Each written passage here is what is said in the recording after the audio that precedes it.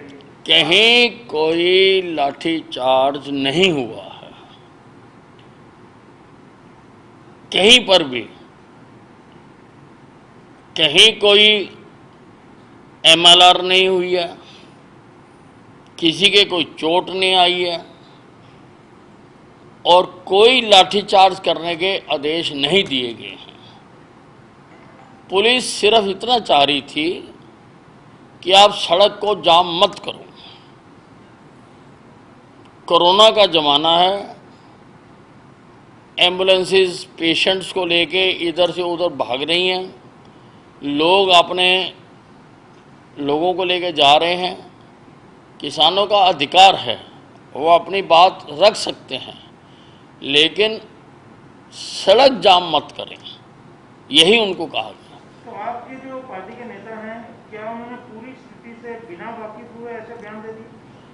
अब देखिए, मैं अनिल विज हूँ और सरकार में गृह मंत्री हूँ।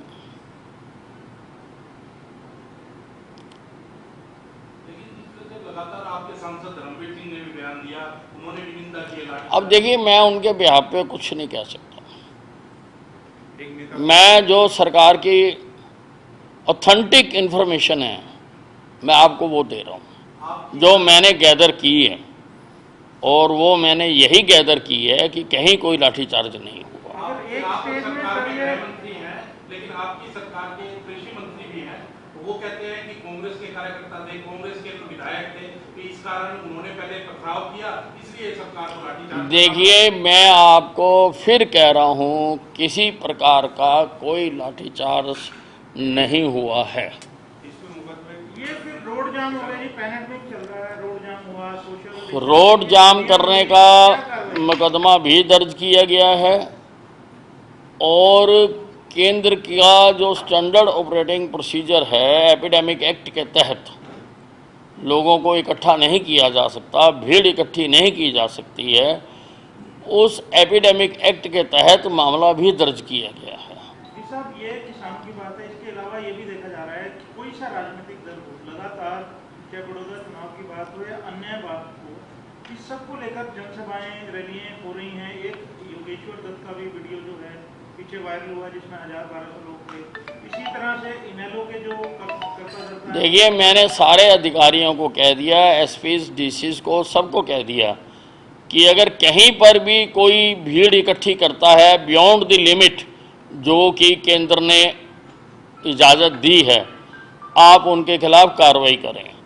और आपसे कोई भी अगर परमिशन मांगता है, पहली बात तो बिना परमिशन के अगर कोई कार्रवाई करता है, भीड़ इकट्ठी करता है, आप उनके खिलाफ कार्रवाई करें। और अगर कोई परमिशन मांगता है तो उससे ये पूछें कि आपका लीडर कौन है, भीड़ करता कौन है, उसका नाम हमें पता होना चाहिए पहले से।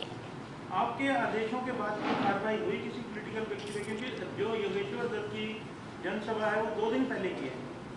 नहीं, बिल्कुल। अब मैं एक एक केस की बात तो नहीं कर सकता, लेकिन कोई भी होगा उसके खिलाफ कार्रवाई होगी। कल जो किसानों के मुकदमे दर्ज हुए हैं, उस पर पीपली में नेता प्रतिपक्ष भूपेंद्र सिंह हुड्डा ने कहा है कि सरकार जो मुकदमे दर्ज हुए वो वापस ले, नहीं तो आंदोलन करेंगे कोरोना के बाद। देखिए, भूपेंद्र सिंह हुड्डा जी अब क्या कहते हैं, सुबह कुछ कहते हैं, शाम को कुछ कहते हैं, इसलिए उनकी बात का तो संज्ञान लेना बड़ा मुश्किल बात है। ये किसान नेताओं का कहना है कि सरकार 4 दिन का अल्टीमेटम दे रहे हैं, 20 को पूरे हरियाणा में जाम कर देंगे। तो ऐसी अगर वो जाम करते हैं तो सरकार क्या स्टैंड लेगी? देखिए, अब मैं ऐसी बातों का कोई वो जवाब नहीं देना चाहता। सरकार अपना दायित्व पूरा निभाएगी।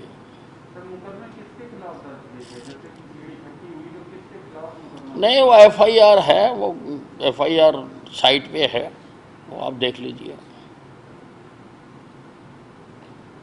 ये सब राफेल सेरेमनी कल हुई है, केंद्रीय रक्षा मंत्री भी आए थे।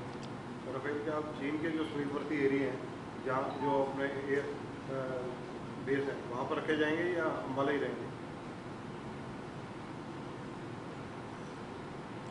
देखिए, ये इन्फॉर्मेशन तो दी नहीं जा सकती है। नहीं, रक्षा मंत्री जी से कोई आपकी चर्चा हुई हो? नहीं नहीं, ये इन्फॉर्मेशन नहीं दी जा सकती। तो सर, ये जिस तरह से अब ये दावे प्रति दावे हैं किसानों पे लाठीचार्ज के, आपको जो जानकारी मिली है ऑथेंटिक की, पुलिस कह रही है कि ऐसा नहीं हुआ। कुछ लोगों के पास है कि उनके पास वीडियो है। अगर कोई जानकारी बाद में आपके पास ऐसी आती है तो फिर क्या जिन अधिकारियों ने कोई ऐसी जांच की बात हो सकती है दोबारा बाद में? देखो, अगर किसी के पास वीडियो होती तो आप लोग अब तक चैनलों पे कब की उसको 20-20 बार रीवाइंड करके चला रहे होते हैं, लेकिन आपने नहीं चलाई है, यही इसका सबूत है। किसाना को है। प्रवीण साहब, एक बात तो है कि अगर मान लो कोई आ जाती, चलो कोई कई बार देर से आ जाती है, दूसरा वो आगे के आगे देखेंगे। और कोई आदेश जारी करें क्रिटिकल कोरोना केयर सेंटर पे अभी आपने अपना करिए कि बना रहे हैं, क्या क्या इसका प्रारूप रहेगा प्रोसेस? देखिए, कोरोना अब क्रिटिकल फेज में जा रहा है। पहले हम बकायदा मॉनिटर करते थे, कोरोना के केसेस को ऑक्सीजन की ज़रूरत भी नहीं पड़ती थी, वेंटिलेटर की ज़रूरत भी नहीं पड़ती थी। लेकिन अब देखने में आया है कि ऑक्सीजन की ज़रूरत भी पड़ रही है, वेंटिलेटर की ज़रूरत भी पड़ रही है, और लोगों को अपने मरीजों को लेके इधर उधर भागना ना पड़े, इसलिए 100 बेड के 3 कोरोना क्रिटिकल केयर सेंटर मैंने बनाने का आदेश जारी किए हैं, ताकि उनमें हर वो सुविधा हो जो ऐसे मरीज को ज़रूरत होती है, यानी इक्विपमेंट भी हो, मेडिसिन भी हो और क्वालिफाइड डॉक्टर भी हो। अगर हमें बाहर से हायर करने पड़ेंगे हम करेंगे, लेकिन इन क्रिटिकल जो सेंटर हैं इनमें सब चीज़ें मुहैया रहेंगी, ताकि अगर कोई आदमी नॉर्मल है तो वो ठीक है, वो सेंटर बने हुए हैं वहाँ रखे, लेकिन अगर वो क्रिटिकल स्टेज में जाता है तो उसको इधर उधर ना भागना पड़े, वो इन सेंटरों में लेके जाए, हम वहाँ पर इनको ठीक करेंगे। ये करनाल कल्पना चावला में बना रहे हैं, रोहतक पीजीआई में बना रहे हैं और अग्रोहा मेडिकल कॉलेज में बना रहे हैं। कोई और आदेश जारी करोगे? घर वाला भी तो आप बता रहे थे ना कुछ उसमें जिक्र कर रहे थे, घर में जो नर्सिंग का जो कोर्स कर रहे हैं फाइनल ईयर के, हाँ जी, फाइनल ईयर के स्टूडेंट्स को उसमें लगाएंगे जो घर में क्वारंटाइन हुए हैं या जो आइसोलेट किए हुए हैं पेशेंट? नहीं, जो ये होम आइसोलेशन वाले हैं, जो काफ़ी लोग होम आइसोलेशन में हैं, तो उसके मैंने आदेश दिए हैं कि बाकायदा एक टीम जाएगी जो उनका हालचाल पूछेगी और रिकॉर्ड करेगी उनका बीपी कितना है, उनका टेम्परेचर कितना है, उनकी ऑक्सीजन सैचुरेशन कितनी है, और अगर कोई क्रिटिकल कंडीशन में जाता है तो फिर वो नोडल ऑफिसर को बताएगी, ताकि नोडल ऑफिसर उसको क्रिटिकल केयर सेंटर में पहुंचाने का इंतज़ाम कर सके। स्वास्थ्य विभाग की जो कर्मचारी अधिकारी होंगे या बाहर से भी हाँ, ये अभी सारा प्लान किया जा रहा है। इसमें हम जो डॉक्टर की पढ़ाई कर रहे थे उन लोगों को भी ले सकते हैं, आशा वर्कर्स को भी ले सकते हैं, और हम इसमें अपना पैरामेडिकल स्टाफ भी ले सकते हैं। मेहनताना या फिर प्रशंसा पत्र वगैरह किस तरह का सर उनको हाँ जी, इसके अवैध में उनको क्या दिया, मेहनताना या प्रशंसा पत्र या अलग से कुछ इस तरह का प्रावधान किया जाएगा सर? नहीं, जो हमारे एम्प्लॉई हैं उनको तो किसी वो मुख्यमंत्री जी ने अनाउंस किया ही हुआ है कि कोरोना का जो काम करेगा उसको डबल तनख्वाह देंगे। हाँ, सभी का किया हुआ।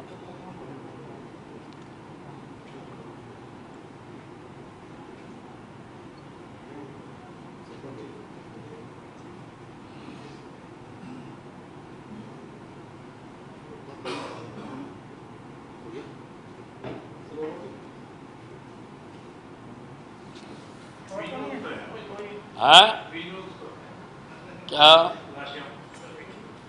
नहीं है भाई, भीड़ पे मारते के नहीं है, ट्रैक्टर पे मारते के हैं ना, मैंने देख लिया।